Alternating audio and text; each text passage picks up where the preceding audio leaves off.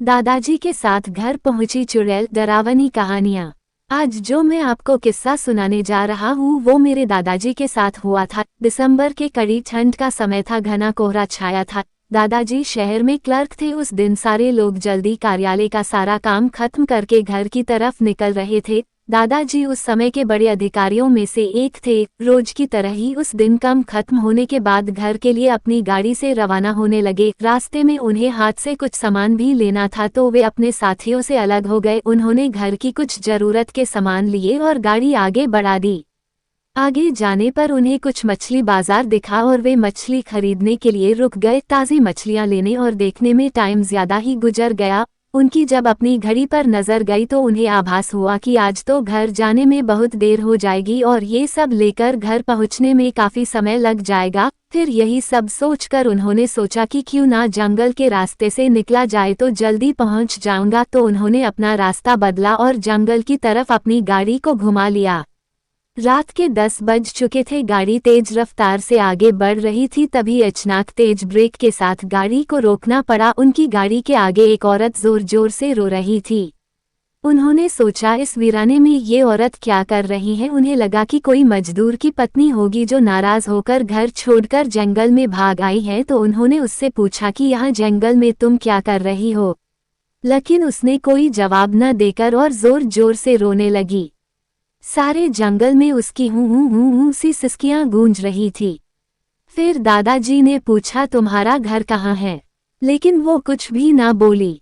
तब दादाजी ने कहा कि आज चलो मेरे घर में रहना, सुबह अपने घर चली जाना। ये जंगल बहुत सारे जंगली जानवर से भरा है, रात भर यहाँ मत रुको। चलो आज मेरे घर में सबके लिए खाना बना देना और कल सुबह अपने घर चली जाना। उसने ये सुना तो झट से तैयार हो गई और गाड़ी में पीछे की सीट पर बैठ गई। सिर में बड़ा सा घूंघट डालने की वजह से उसका चेहरा छिपा हुआ था। कुछ ही देर में गाड़ी घर के दरवाजे पे थी। घर के लोग कब से उनकी राह देख रहे थे। गाड़ी रुकते ही माँ ने पूछा आज तो बहुत देर हो गई और सारे लोग आ भी चुके हैं। तब उन्होंने सारी बातें अपनी माँ को बताई और कहा कि आज खाना इससे बनवा लो, कल सुबह ये अपने घर चली जाएगी। इतनी रात को बेचारी जंगल में कहाँ भटकती, इसलिए मैं ले आया। पर माँ को कुछ संदेह हो रहा था कि कहीं चोर तो नहीं है, रात को सोने के बाद या खाना बनाते समय कहीं घर के सामान ही चुरा कर ना ले जाए।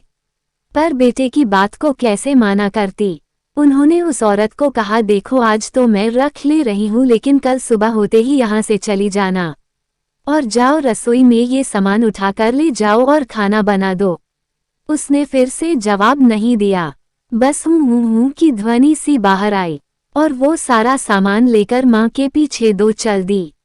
रसोई में सारा सामान रखवाकर माँ ने उसे खाना जल्दी बनाने की सख्त हिदायत दी और वहां से चली गई। लेकिन उनका मन कुछ परेशान सा था। फिर 5 मिनट में रसोड़े में उसे देखने चली गई कि वो क्या कर रही है और उसका चेहरा भी देखना चाहती थी। लेकिन वहां पहुंची तो देखा कि वो मछलियों का थैला निकल रही थी। उन्होंने बहुत जोर से गुस्से में कहा यहाँ सब खाने का इंतजार कर रहे हैं और तुम अभी तक मछलियां ही निकल रही हो, कल सुबह तक बनाओगी क्या। उसके सिर पर घूंघट अभी भी था तो चेहरा देखना मुश्किल था। उन्होंने उससे कहा तुम जल्दी से खाने की तैयारी करो, मैं आग सुलगा देती हूँ, काम जल्दी हो जाएगा। और वे जल्दी से चूल्हा जलाने की तैयारियां करने लगी, लेकिन साथ ही वो उसका चेहरा देखने की भी कोशिश कर रही थी। लेकिन वो जितना देखने की कोशिश करती वो और पल्लू खींच लेती। अंत में हारकर वे बोली देखो मैंने आग सुलगा दी है, अब आगे सारा काम कर लो, कुछ जरूरत हो तो बुला लेना। लेकिन वो फिर कुछ नहीं बोली। अब उन्हें लगा कि यहाँ से जाने में ही ठीक है, वरना मेरा भी समय खराब होगा और हो सकता है अनजान लोगों से डर रही हो। ये सब सोचकर उन्होंने उसे कहा कि मैं आ रही हूँ, जल्दी से खाना बनाकर रखना, और वहां से निकल गई। मन अभी तक परेशान ही था, कभी अपने कमरे कभी बच्चों के कभी बाहर, सबको देख रही थी कहीं कुछ अनहोनी ना हो जाए। 1 मिनट भी आराम से नहीं बैठ पाए। अभी 5 मिनट ही हुए थे पर उनके लिए वो घड़ी पहाड़ सी हो रही थी। समय बीत ही नहीं रहा था। 8 मिनट बड़ी मुश्किल से गुजरे और वे तुरंत ही कुछ सोचकर रसोड़े की तरफ दौड़ी और वहां पहुंचकर जैसे ही उन्होंने रसोई घर का नजारा देखा, उनकी आंखें फटी की फटी रह गई। उनके पैर बिल्कुल ही जम गए, ना उनसे आगे जाया जा रहा था ना ही पीछे। उनके हृदय की धड़कनें रुक रही थी। वो औरत रसोरे में बैठकर सारी कच्ची मछलियां खा रही थी। सारे रसोरे में मछलियां और खून बिखरा पड़ा था। उसके सिर से घूंघट भी उतरा पड़ा था। इतना खौफनाक चेहरा आज तक उन्होंने नहीं देखा था। बाल, नाखून सब बड़े हुए थे। मछलियां खाने में मगन होने की वजह से उसे कुछ ध्यान भी नहीं था, और खुशी से कभी दो वो आवाजें भी निकल रही थी। हूं सी आवाजें गूंज रही थी। रसोरा पिछवाड़े में होने की वजह से और लोगों का ध्यान भी इधर नहीं आ रहा था। माँ को भी कुछ नहीं समझ आ रहा था कि चिल्लाने से कहीं घर के लोगों को नुकसान ना पहुंचाए।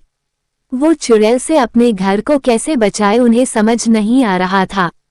बस भगवान का नाम ही उनके दिमाग में आ रहा था। अचानक वे आगे बढ़ने लगी उसकी तरफ, और झट से एक थाल लिया और चूल्हे की तरफ दौड़ी। उस चुड़ैल की नजर भी माँ पर पड़ चुकी थी, सो वो भी कुछ सोचकर उठी अपनी जगह से।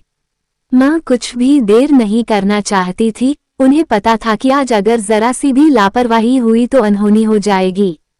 उस चुड़ैल के कुछ करने से पहले ही उन्हें चूल्हे तक पहुंचना था, और चूल्हे के पास पहुंचकर उन्होंने जलता हुआ कोयला थाल में भर लिया और चुड़ैल की तरफ लेकर जोर से फेंका। आग की जलन की वजह से वो अजीब सी डरावनी आवाजें निकालने लगी। अब तो उसकी आवाजें बाहर भी जा रही थी। सारे लोग बाहर से रसोरे की तरफ भागे। वो चुड़ैल जोर से हूं की आवाज आई निकाल रही थी और पूरे रसोरे में दौड़ रही थी और माँ को पकड़ना भी चाह रही थी। लेकिन अब सारे लोग रसोरे में आ चुके थे, तो लोगों की भीड़ देखकर वो और भी डर गई थी।